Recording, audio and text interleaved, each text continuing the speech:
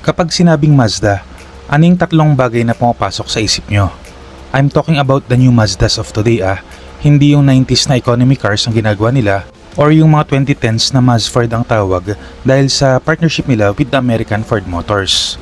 Anyway, going back, kung ako ang tatanungin nyo ngayon about Mazda, tatlong bagay ang pumapasok sa isip ko. First is luxury economy. Yes, despite sa presyo neto or sa ganda ng kanilang design, hindi pa rin to treated as a luxury car, or brand for that matter. Unlike Toyota, Honda, Nissan, na may luxury brands na Lexus, Acura, and Infiniti respectively, walang luxury brand ang Mazda, which makes me wonder kung nasa tamang direction ba ang kanilang marketing.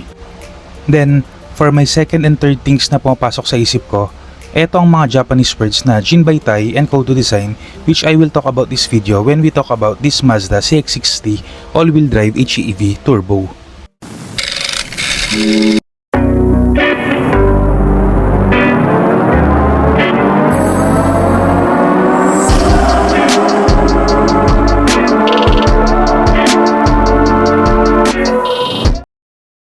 Before I go on, kung mahilig ka sa Philippine car news and reviews, I would appreciate it if you can consider giving a like on this video and subscribing to the channel.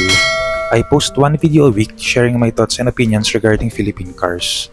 Maliit na bagay yan para sa inyo pero napakalaking tulong yan para lumago ang channel na to so that I may also know the interests of the Filipino consumer. Looking at the front, eto ang Kodo design na gamit ng Mazda sa pagde-design nila ng kanilang mga sasakyan. Kodo translates to soul of motion, which is a very poetic phrase if you ask me. But any way you look at it, it translates to a very elegant and luxurious look. Unlike other car designs ngayon na may sharp lines and edges, napaka-elegante ng shape na itong Mazda na to kasi very subtle and rounded ang kanilang mga edges. Well, at least for me. The daytime running lights or DRLs are subtle then and extended, which looks luxurious. Then, para sa mga ilaw nito, as you can expect from a modern car, LED na lahat to. Wala na rin pala tong fog lamps just in case you're wondering when looking at this, kasi sabi ng Mazda, enough na ang projector LED headlights, which I tend to agree. Nakagamit na ako ng projector halogen headlamps dati, halogen pa lang yun, and I really don't see the benefit ng mga fog lamps dahil dun. Meron din tong 4 parking sensors and front camera as part of its safety features na i-discuss ko further later.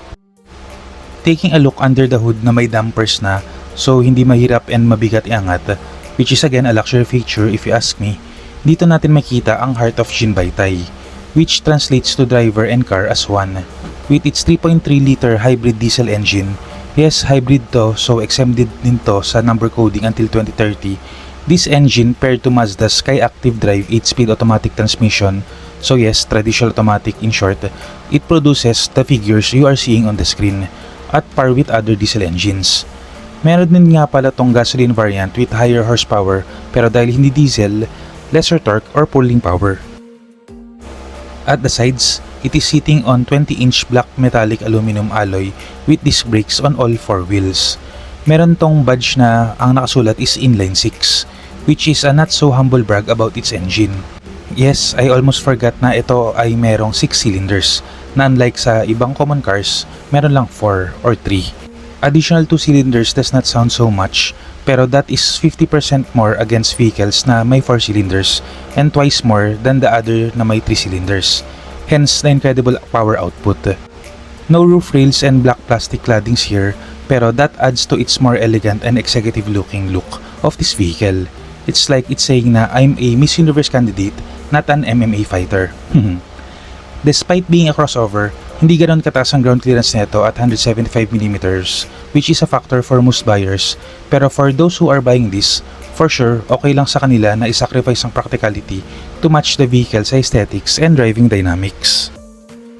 Here at the back, we see the signature taillights of a modern Mazda, which makes the vehicle very visible at night even at speeds.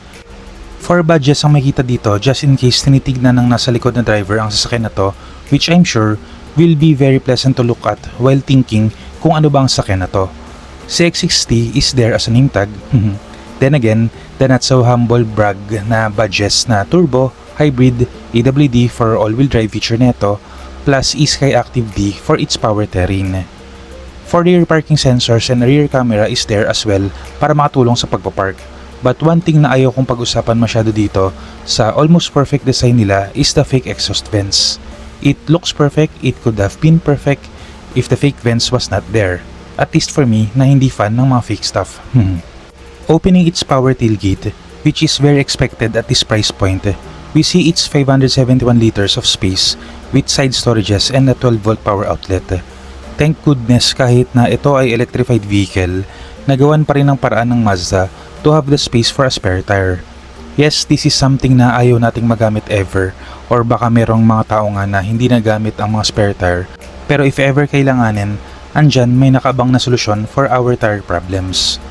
Then, what is also another thing expected here is a built-in and retractable tonneau cover to hide your stuff when parked on public spaces and keep the prying eyes off, and even shade it from the hot Philippine summer sun. For this model nga pala, meron ng additional add-ons ang AutoExe na partner ng Mazda just in case you want to modify your car. Yung red metal bar na nakita natin under the hood and here at the back is an add-on which can be requested to Mazda for an additional fee, of course. Entering the rear seats, layers of multiple materials ang makita natin dito sa sidings, which is very elegant and really adds to the luxury experience. Hindi lang ako sure dito sa brown gamuza material kasi from my experience, from that material, it tends to not so age gracefully. Meaning, hindi sila ganun kaganda over the years, at least for my experience na hindi marunong mag-alaga ng ganong klaseng material. Brown, soft, and very comfortable leather seats will greet you when sitting here, with its again, the gamuza accents na I'm really not a fan of when thinking long-term ownership experience. Pero it adds a distinct and unique experience naman. Similar to other crossovers at this price point, meron tong dalawang aircon vents to keep the rear passengers cool and 2 Type-C charging ports for our daily gadgets. Similar to other crossovers at this size, legroom and headroom is not a problem for my above average build of 5'9" or 5'9.5" on a good day. Similar to other vehicles again of this size, 3 average Pinoy adults can sit here, but seating people with bigger builds such as mine, best to only seat 2 to maximize the comfort. Now, entering the front seats. Similar at the back, ang materials nito for the sidings wherein you can find the usual controls for the windows, mirrors, and vehicle door locks.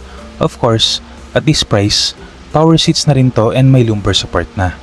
For the greatness of the lumbar support feature, if you know, you know.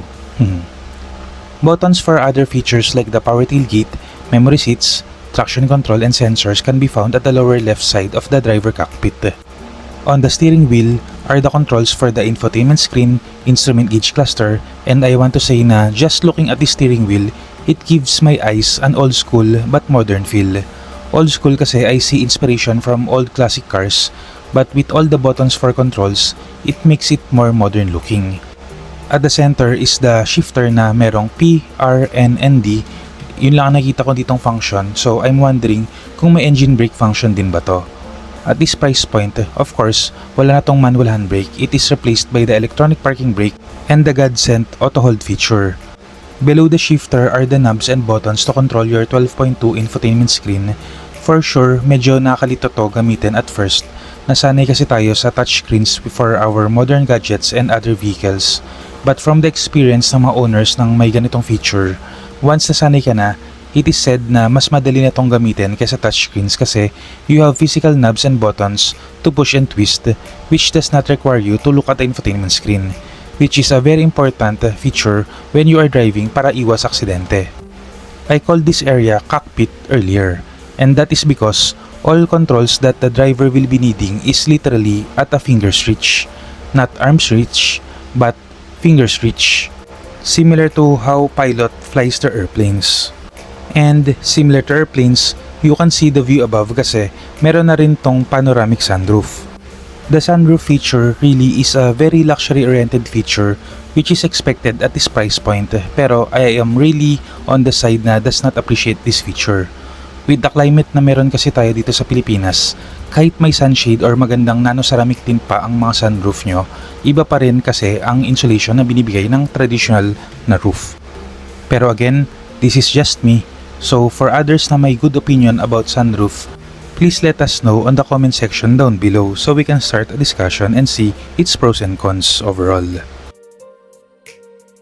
For this Mazda CX-60 all-wheel drive HEV Turbo D-Sport, it is currently priced at 2,890,000 Philippine peso.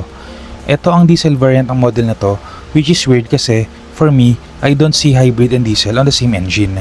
But here it is. Meron din tong gas hybrid variant na mas mura ng 100,000 Philippine peso, but I think this diesel variant will sell better dito sa Pilipinas kasi we Pinoys love our diesels. I have doubts with the complicated hybrid engine dahil sa additional complication ng turbo neto. I am really a believer of simpler engines are more durable in the long run. Pero Mazda is a brand that is driver-centric with a fair reputation for long-term reliability. I think until now, zoom zoom ang kanilang tagline. And if you are looking at this vehicle, you'll see that zoom zoom. But to be sure, you need to test drive this vehicle and feel that zoom zoom with the luxury experience as well. That's it for this video. Kung may gusto kayong idagdag, put them in the comment section down below. So this is Kai, your driver but not so sweet lover na nagsabing, keep calm, drive safe, and stay awesome.